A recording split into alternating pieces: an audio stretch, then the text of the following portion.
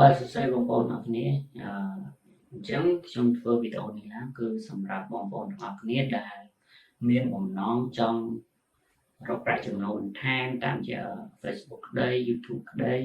ព្រោះខ្ញុំដឹងថាបងប្អូនទាំងអស់គ្នាប្រកាសជាធ្លាប់ឃើញគេប៉ុស្តិ៍ពីការរកប្រាក់ចំណូលបន្ថែមតាមជា Facebook ក៏ដូចជា YouTube អញ្ចឹងបងប្អូនទាំងអស់គ្នាកុំភ្លេចជួយចុច follow ក៏ដូចជា subscribe នៅក្នុងFacebook page របស់ខ្ញុំផ្ទាល់ហើយនឹង channel YouTube របស់ខ្ញុំផ្ទាល់ខ្ញុំនឹងធ្វើវីដេអូផ្សេងៗចែករំលែកអំពីគន្លឹះក៏ដូចជាវិធីសាស្ត្រក្នុងការបង្កើតនៅមាតិកាផលិតវីដេអូខ្ញុំនឹងជួយ support បងប្អូនអរគ្នារហូតតតែបងប្អូនអរគ្នាអាចធ្វើវាបាននឹងប្រាប់ពីគន្លឹះផ្សេងៗទាក់ទងនឹងការបង្កើត page បង្កើតYouTube channel ផ្សេងៗក្តីបាទហើយនឹងបង្ហាញបងប្អូនពីដំណាក់កាលមួយទៅដំណាក់កាលមួយគួរខ្ញុំដឹងថាអ្នកទាំងអស់គ្នាប្រហែលជាព្រួយបារម្ភអំពីការចាប់ផ្ដើមជាធម្មតាការចាប់ផ្ដើមវាពិបាកហើយមិនថាអ្នកណាទេក៏ប៉ុន្តែឥឡូវនេះអ្វីដែលងាយស្រួលនោះគឺដោយសារតែដូចជា YouTube អីវាចាប់ផ្ដើមបើកឲ្យយើងអាចធ្វើការរកលុយបានឲ្យយើងធ្វើការផលិតមាតិកា original ឬមួយក៏យើងផលិតខ្លួនឯងដោយមិន copy ចម្លងពីគេមកយកមកកែច្នៃអាហ្នឹងគឺវាពិបាកក្នុងការរកលុយគេហៅថាប្រភេទ content កាត់ដាវបាទ content បែបហ្នឹងគឺយើងពិបាករកបន្តិចព្រោះយើងមិនមែនជា MMO ទេអ្នកទាំងអស់គ្នាថាដឹងថាយើងមិនមែនជា MMO ទេអញ្ចឹងគន្លឹះដែលអាចរកលុយបន្ថែមបានតាមជា Facebook តាមជា YouTube TikTok អីហ្នឹងតើតែយើងធ្វើមាតិកាណាដែលវាជាចំណង់ចំណូលចិត្តឬមួយក៏វាតាក់ទងនឹងមុខរបររបស់យើងជំនាញរបស់យើងជំនាញខាងអីយើងបកកែខាងអីយើងយកអាហ្នឹងយកមកធ្វើជា content ធ្វើជាមាតិការបស់យើងខ្ញុំឧទាហរណ៍ថាអ្នកទាំងអស់គ្នាចូលចិត្តស្ទូចត្រីសម្រាប់បងប្អូនដែលស្ទូចត្រីអញ្ចឹងយើងអាចយកវាធ្វើជាវិធានបទទៅកាន់តែហើយដែលយើងត្រូវធ្វើបន្ថែមគឺយើងត្រូវចេះបង្កើត Facebook page មួយទៅបង្កើត YouTube channel មួយទៅហើយ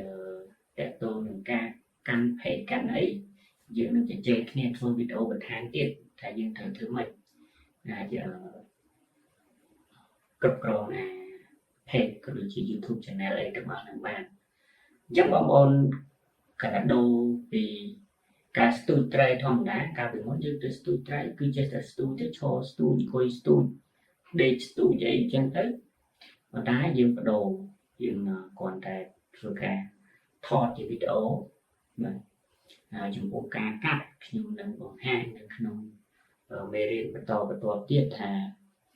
យើងធ្វើម៉េចអាចកាត់វីដេអូបានតាមរយៈទូរស័ព្ទដៃបើយើងស្មុគស្មាញពេកមិនបាច់ទៅដល់ដូចគេដែលមានកុំព្យូទ័រមានម៉ាស៊ីនអីធំដុំទេយើងប្រើតែទូរស័ព្ទដៃមានទូរស័ព្ទយើងប្រើទូរស័ព្ទមានធនធានអីក្នុងដៃគឺយើងប្រើណាស់យើងមិនចាំបាច់ទៅហប់ឡូតយកទិញឧបករណ៍ថ្លៃទិញ drone ទិញ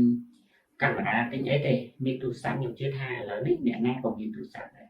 អញ្ចឹងការយកទូរស័ព្ទនឹងយកមកថតវីដេអូ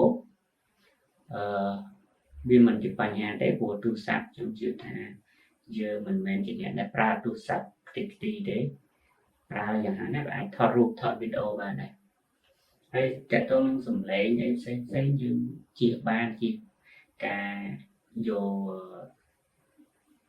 សំឡេងពីគេយកមកដាក់ហ្នឹងយើងសំឡេងរបស់យើងយ៉ាងណាយើងដាក់អញ្ចឹងទៅបើសិនជាវីដេអូទី1របស់យើងធ្វើអត់ទាន់បានល្អយើងព្យាយាមទៅកាន់វីដេអូទី2ទី3ទី4ទៅយូរទៅខ្ញុំជឿថាអ្នកនរគ្នាគាត់អាចធ្វើបានហើយជាក់ស្ដែងដំបូងខ្ញុំក៏អត់ចេះធ្វើវីដេអូដូចគ្នាខ្ញុំខ្លាចកាមេរ៉ាខ្ញុំពិបាកក្នុងការនិយាយអៀនជាមួយនឹងកាមេរ៉ាមិនថាកាមេរ៉ា digital កាមេរ៉ាទូរស័ព្ទកាមេរ៉ាអីឲ្យតែឃើញគឺនិយាយចេញទេប៉ុន្តែក្រោយពីខ្ញុំធ្វើច្រើនទៅខ្ញុំដឹងថាខ្ញុំចូលចិត្តអីខ្ញុំយកវាយកមកប្រើជា giờ channel và là chừng này cả chạy về tất cả nhà học này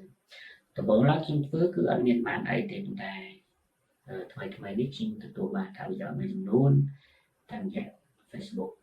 chấm phim cật thà phim là do bot thì sao để mình lo cái máu đang bị còn đọc vào mũi đang bị phở bạn ấy sắp là chim chấp làm khơi bị lưỡi tỉnh túi và đã chim đang tham gia phân chia bàn ở để dùng chi diệu chắc chung là do bot thì sao đó nó chung là chạy lại đang nhận học chắc có like chui cho like subscribe anh follow Facebook page của những đó là mấy cái tụ ban video và tập tiếp